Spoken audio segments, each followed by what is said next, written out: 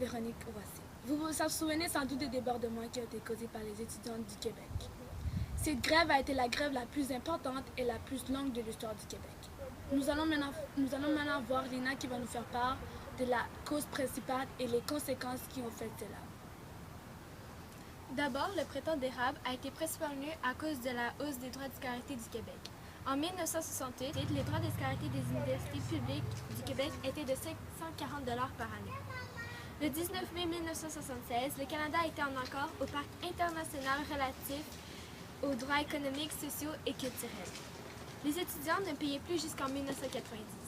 En 1990, le deuxième gouvernement décide de tripler pour atteindre 1 668 $ par année. Puis, les étudiants ne payaient plus à nouveau de 1994 à 2007. En 2007, les frais augmentent encore de 500 $ sur 5 ans, donc à 2 168 $ par année. Le 18 mars 2011, le gouvernement de Jean Charest décide d'augmenter encore de 1 625 $ sur 5 ans, donc à 3 793 $ par année. C'est pourquoi les étudiants n'en pouvaient plus. Merci ma très chère Lina. Nous allons passer maintenant à Claudette Oumutessi qui va nous faire part avec les témoignages. Bonjour, ici Claudette Oumutessi devant l'Université de Montréal. Je vais accueillir aujourd'hui 2 jeunes étudiants pour leur parler de la loi de Jean Charest sur l'augmentation des frais de scolarité. Je travaille, je suis fatiguée. C'est même pas trop cher. J'ai pas eu le temps d'étudier à cause que je travaillais. Donc, les filles, que pensez-vous de l'augmentation des frais de scolarité par Jean Charest? Bonne question. Selon moi, c'est vraiment un problème pour moi parce que moi, mes parents ne peuvent pas payer les études pour moi. C'est moi qui dois occuper de mes propres affaires. Ça me bloque dans beaucoup d'affaires. Je dois plus travailler pour payer mes études. Ouais, j'approuve, c'est vraiment la même affaire pour moi. Comme mes parents ne peuvent pas payer mes bails, il faut que comme, je travaille fort aussi. D'accord. Donc, voici Brittany acheté pour les témoignages sur ça. Merci Claudette. Retournons maintenant encore à Lina pour nous parler des conséquences. 1800 étudiants de l'Université de Laval qui sont dans 30 pays différents n'auront pas de vacances entre Noël et le jour de l'an. La loi 12 exigeait de terminer les sessions d'hiver et d'automne 2012 avant le début des sessions d'hiver 2013, du 21 janvier, le tout à partir du 15 août. Les étudiants ont donc fait un marathon de 150 jours sans congé, sans relâche, sans de vacances. Ça a été un moment très difficile pour nos étudiants. Merci ma très chère Lina. Revenons encore à Claudette qui va nous faire un autre témoignage et qui va nous faire part de quelques vidéos.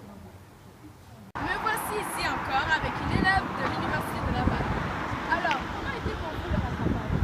Ça a été très difficile parce que j'ai eu 150 jours sans repos, rien. Je devais toujours travailler, je suis venue, j'avais pas de repos, puis c'était vraiment fatigant pour moi.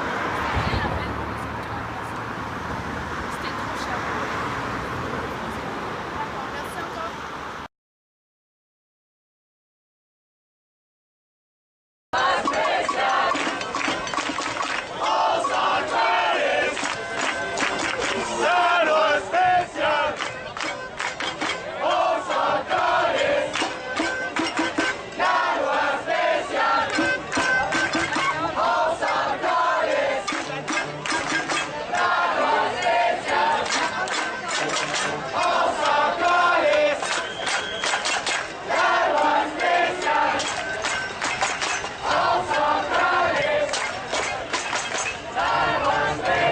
Voilà encore.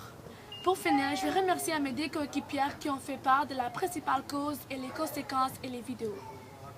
Savez-vous qu'une telle situation s'est reproduite récemment en mars 2015? Merci de nous avoir écoutés. Ici, les nouvelles.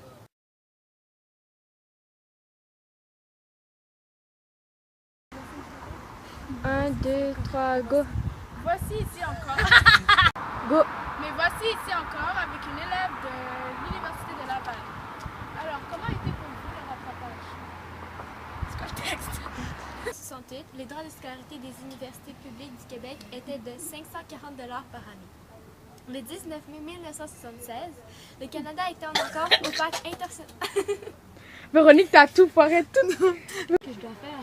Merci ma très chère Lina. Revenons maintenant à Claudette qui va nous faire part encore de notre témoignage. Code coupé.